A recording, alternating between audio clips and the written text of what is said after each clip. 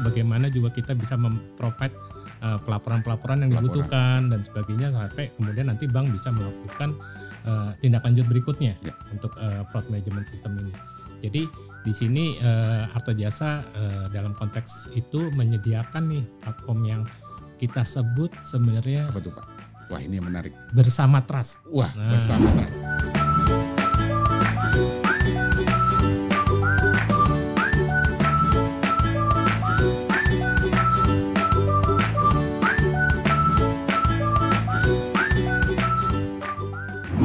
Hai Befriends, jumpa lagi dengan saya Rizky Ananda di Kupas Bersama Yuk. Di episode kali ini kita mau bahas beberapa masalah teknologi, di mana teknologi berkembang begitu cepat, dan gak cuma teknologi aja yang berkembang begitu cepat, tapi beberapa modus penipuan itu juga berkembang sangat pesat. Salah satu metodenya yang baru-baru ini ada di masyarakat, banyak modus penipuan mengandung spyware, di mana pelaku mengirimkan sebuah link WhatsApp yang nantinya mengarahkan kepada teman-teman Befriends untuk mengklik link tersebut, dan pada akhirnya teman-teman Befriends merasakan, wah, rekening saya tiba-tiba habis atau saldo saya tiba-tiba berkurang.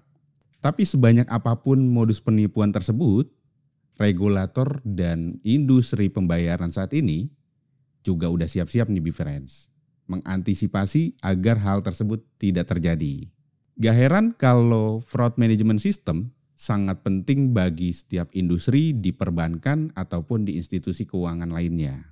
Kupas Bersama kali ini kita mau membahas terkait apa sih sebetulnya fraud management system. Di tengah-tengah kita sudah ada Pak Thomas Arunditya atau biasa kita panggil Pak Didit sebagai Vice President dari Corporate Strategi Arta Jasa yang akan lebih banyak mengupas terkait dengan fraud management system. Halo Pak Didit, apa kabar Pak? Sehat Pak? Sehat, Alhamdulillah. Alhamdulillah ya Pak ya. Iya. Jadi sekarang kita coba mau bahas terkait dengan fraud management system nih Pak. Waduh, mengerikan tuh. Mengerikan Pak. Cuman memang ini yang dibutuhkan oleh industri saat ini ya Pak ya. Ya, betul sekali, betul sekali. Oke. Pertanyaan saya, sudah sejauh mana sih Pak kalau dari sisi regulator dan sisi perbankan menanggapi hal tersebut terkait dengan fraud management system? Rekan-rekan Befriends, memang kalau modus penipuan tuh ada-ada aja, banyak macamnya ya. Banyak fraud yang terjadi dan itu memang menjadi tantangan dari industri sistem pembayaran atau semua pelaku industri yang bergerak di bidang finansial. Nah, sebenarnya memang berkembangnya fraud ini itu juga diantisipasi oleh regulator. Jadi kalau di Indonesia itu ada dua regulator yang berkepentingan, yaitu OJK dan juga Bank Indonesia yang untuk regulator yang bergerak di bidang-bidang yang terkait dengan sistem pembayaran.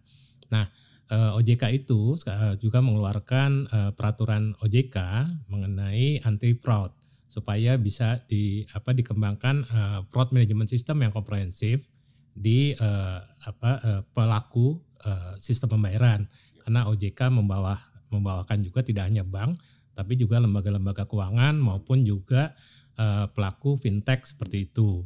Nah, POJK itu mengeluarkan yang namanya peraturan POJK nomor 39 POJK tahun 2019. Nah, jadi di sini kita lihat bahwa OJK sangat berkepentingan supaya kegiatan atau penyelenggaraan fraud management system itu benar-benar bisa dilakukan dengan baik oleh penyelenggara dari sistem pembayaran. Yang kedua, kita lihat juga regulator yang lain, yaitu Bank Indonesia. Bank Indonesia mengeluarkan PBI nomor 22, 23 PBI tahun 2021 yang terkait ke sistem pembayaran. Ya. Nah, di situ memang terkait ke fraud management system itu BI menekankan bahwa setiap penyelenggara sistem pembayaran itu sudah harus mempersiapkan dirinya dengan kemampuan untuk pengelolaan fraud yang dengan baik gitu dan komprehensif. Nah, itulah adalah suatu hal yang dipersiapkan oleh regulator untuk untuk supaya para pelaku industri dan juga masyarakat pengguna itu merasa nyaman dalam bertransaksi. Begitu Mas Rizky.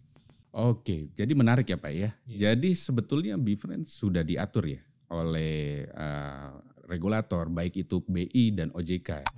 Namun pertanyaan selanjutnya nih Pak, apa aja yang perlu dipersiapkan oleh bank atau institusi keuangan lainnya Iya. untuk bisa mendapatkan fasilitas fraud management system ini Pak? Sebenarnya gini, kita perlu mengetahui fraud itu mengatur apa saja sih yang terkait ke sistem pembayaran ya, terutama kalau kita bicara ke sistem pembayaran.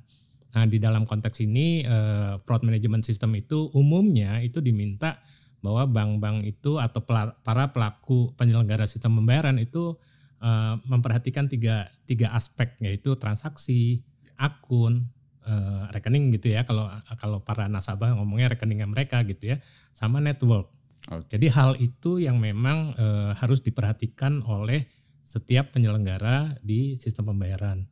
Yang kedua, sebenarnya fraud itu kan mengatur sejak dari awal bahwa kita harus mampu melakukan identifikasi, lalu kemudian juga melakukan pencegahan, deteksi, kemudian juga melakukan investigasi, pelaporannya, dan juga melakukan evaluasi serta tindak lanjut yang secara kontinu perlu dibangun oleh setiap penyelenggara sistem pembayaran.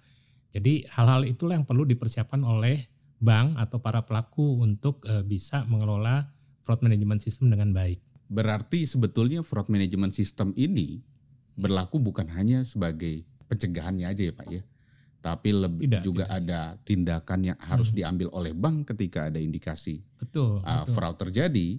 Ya. Itu seperti apa bank menanggapinya atau mengantisipasinya Pak? Iya, jadi hal-hal itu memang dari setiap tahapan itu bank-bank itu memang harus mempersiapkan diri dengan baik, gitu ya. Tidak hanya mencegah, kemudian tapi menindaklanjutinya seperti apa. Nah, hal-hal itu yang sebenarnya kalau kita lihat itu memang menjadi suatu objek yang Arta Jasa ingin bantu perbankan ya, perbankan untuk bisa mempersiapkan fraud management system yang baik. Seperti itu Mas Rizky. Apa yang bisa bersama Trust Support untuk penanganan fraud management system di sisi mereka nih Pak? Pertama kali memang kita harus melihat Arta Jasa itu sebagai penyelenggara pemrosesan transaksi elektronis yang sejak tahun 2000 berkarya di Indonesia. Jadi itu sudah cukup menjadi suatu fondasi yang kuat bagi penyelenggara sistem pembayaran untuk bisa menggunakan jasa dari Arta Jasa. Yang kedua, bahwa Arta Jasa sebenarnya sudah memiliki platform-platform yang bisa mendukung untuk bisa melakukan aktivitas tadi yang dibutuhkan bank, melakukan pencegahan yang pertama, yang kedua bagaimana juga kita bisa memprovide pelaporan-pelaporan yang dibutuhkan dan sebagainya, sampai kemudian nanti bank bisa melakukan tindak lanjut berikutnya untuk fraud management system ini. Jadi di sini Arta Jasa dalam konteks itu menyediakan nih platform yang kita sebut sebenarnya apa tuh Pak? Wah, ini yang menarik. Bersama Trust. Wah, Bersama Trust. Bersama Trust itu adalah platform fraud management system yang kita persiapkan bagi bank. Bagi lembaga-lembaga yang membutuhkan, tidak hanya bank, tapi lembaga-lembaga lain yang membutuhkan, yang memang terkoneksi ke Arta Jasa, sehingga kita bisa membangun dukungan bagaimana bank melakukan tindakan pencegahan, kemudian nanti melakukan investigasi, kemudian mereka mendapatkan pelaporan, kemudian juga melakukan tindak lanjut berikutnya gitu di sisi perbankan. Dan dengan adanya Bersama Trust ini diharapkan memang bank bisa mendapatkan benefit yang bisa di-offer kepada customer mereka gitu, Mas Rizky. Dari situ kan biasanya Arta Jasa, mungkin teman-teman BeFriends juga tahunya Arta Jasa ini pengelola ATM bersama ya Pak ya. Nah, tapi sekarang Arta Jasa bermain di fraud management system, gitu ya Pak ya. Jadi ini adalah additional value yang bisa kita tawarkan atau Arta Jasa tawarkan kepada pihak-pihak bank. Dan sebetulnya fitur-fitur apa lagi sih Pak yang menarik dari sisi bank ya ketika menggunakan solusi? Jadi gini, mungkin saya langsung aja ya Mas Rizky ya. Jadi memang kan dulu Arta Jasa mungkin dikenal hanya ini ATM bersama Arta Jasa gitu ya. Tapi karena sekarang kita tuh tidak hanya bergerak di ATM bersama, banyak kita menyediakan platform-platform transaksi elektronis buat pelanggannya Arta Jasa. Buat para penyelenggara transaksi elektronis di Indonesia, kita sediakan platform-platform. Nah, salah satu platform yang bisa kita bangun itu adalah Bersama Trust ini. gitu ya. Kenapa bersama trust ini kita bangun? Karena konektivitasnya sudah ada di Artajasa sehingga kita bisa membantu bank untuk bisa memproses atau mendapatkan data yang real time sehingga nanti kita bisa melakukan kegiatan tadi yang dibutuhkan untuk fraud management system. Bentuk yang real time ini adalah yang sangat penting gitu ya Mas Rizky. Jadi kalau transaksi itu berjalan kemudian transaksi itu bisa diproses dengan tepat waktu sehingga segera bank bisa tahu apakah aktivitas transaksi ini bersifat fraudulent apa enggak gitu kan. Nah yang kedua sebenarnya platform bersama trust ini memiliki kemampuan untuk learning.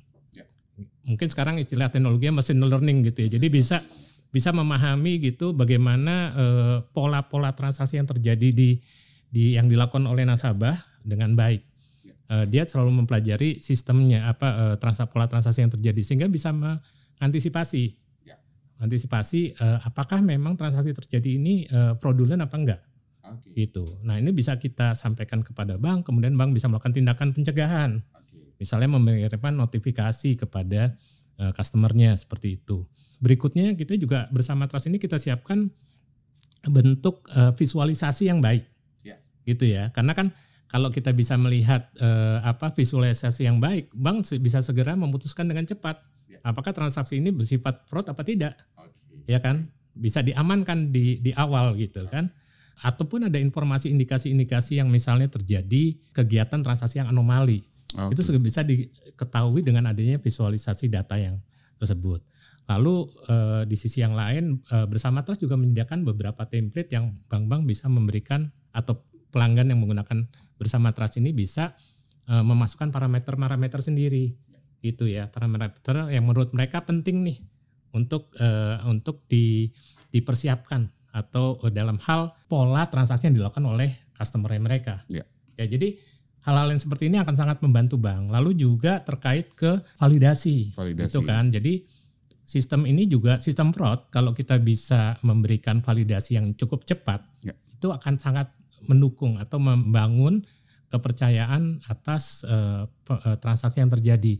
Jadi misalnya transaksi bisa kita ketahui apakah fraud ini dalam sekian detik, 0,2 detik gitu misalnya yang kita siapkan di bersama trust. Nah itu akan sangat baik sekali untuk bisa mendukung fraud management system dari sisi perbankan. Jadinya Artajasa ini mempelajari behaviornya si pelanggan tadi atau si nasabah tadi ya Pak ya? Sorry, bukan Artajasanya ya. Tapi sistemnya. Sistemnya ini bisa mempelajari beberapa kebiasaan atau pola-pola tertentu. Itu namanya disebut machine learning tadi. Betul. Pola-pola tertentu. Jadi ketika kita ambil contoh, tadi kejadian ada pengiriman link WhatsApp, ketika kita klik link WhatsApp tersebut, itu tiba-tiba saldo kita berkurang. Nah ini kan nasabah juga biasanya kan nggak melakukan hal tersebut, tiba-tiba transaksinya di malam hari itu tinggi gitu ya Pak ya.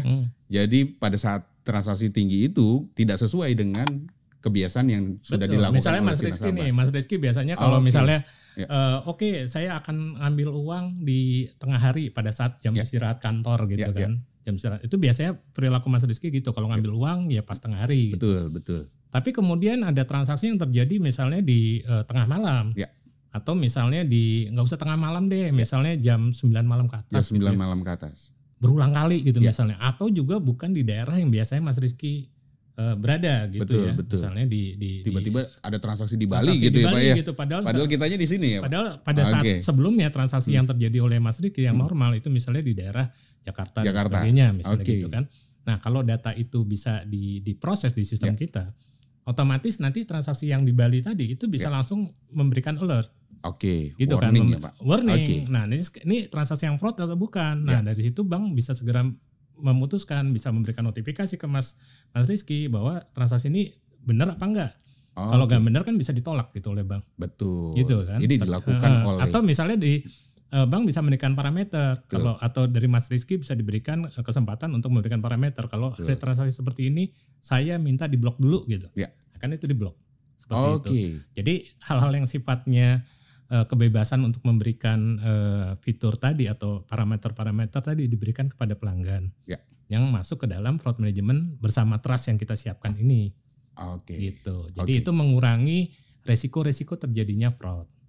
Resiko-resiko terjadinya fraud ya Pak. Biarpun memang kita tahu juga ya, sistem kenapa kita taruh machine learning itu karena kan namanya fraudster itu juga terus belajar mengenai teknologi. Betul. Gitu. Jadi kita juga sistem kita harus bisa mengadopsi itu, mengadaptasi itu. Ya. Kita juga harus belajar untuk lebih baik terus-menerus. Betul. Nah, hal itu yang kita persiapkan dalam sistem ini bersama Trust. Oke, tergantung si banknya ya Pak ya, bisa men-setting beberapa parameter. Ya, bisa ada parameternya di situ. Oke. Itu ya. Jadi sistemnya memang dipersiapkan supaya bank bisa memberikan, karena kita tahu behavior dari setiap customer, setiap entitas itu mungkin beda-beda. Beda-beda, betul. Gitu kan, bank sama fintech aja mungkin berbeda.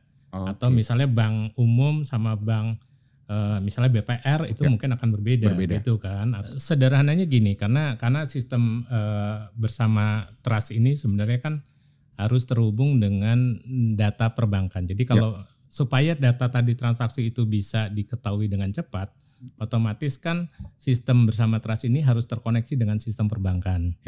Ya tentunya di situ harus ada kesiapan untuk terkoneksi tadi. Itu dengan sekarang mungkin pilihan misalnya dengan menggunakan API itu akan lebih memudahkan bagi bank untuk terkoneksi ke sistem kita gitu ya. Jadi ya bank seperti itu. Lalu juga bank juga bisa mendefine. Jadi data-data apa saja yang perlu di inject gitu ke dalam sistem ini gitu ya. Jadi hal itu adalah langkah-langkah awal yang diperlukan perbankan untuk bisa terkoneksi ke kita. Oke, apalagi dengan kelebihannya adalah dengan terkoneksinya Arta Jasa kepada hampir 90 sekian bank lah ya Pak ya. Anggota kita saat ini itu memudahkan lah ya konektivitas ke arah perbankan untuk terintegrasi langsung. Betul. Ke arah solusi bersama Trust ini. Jadi itulah salah satu benefit yang itu nilai unggul yang kita tawarkan gitu kepada banknya.